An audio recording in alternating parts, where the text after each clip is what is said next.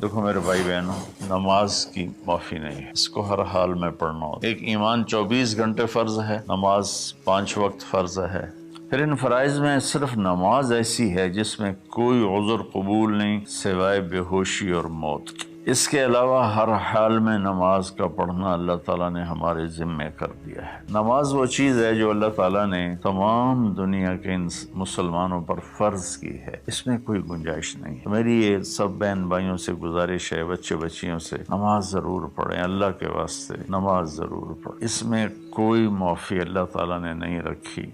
अल्लाह के लिए मैं आप सबसे मिन्नत करता हूँ, अगर इसमें किसी को गुंजाइश मिलती थी तो मेरे नबी के नवासे हुसैन अलैहिस्सलातु वस्सलाम को करबला के मैदान में मिलती थी, लेकिन उन्होंने भी वहाँ नमाज नहीं छोड़ी, सर कटवा दिया। तो बराए मेहरबानी नमाज सारे बच्चे बच्चियाँ बहन भाई ज़रूर अदा करें।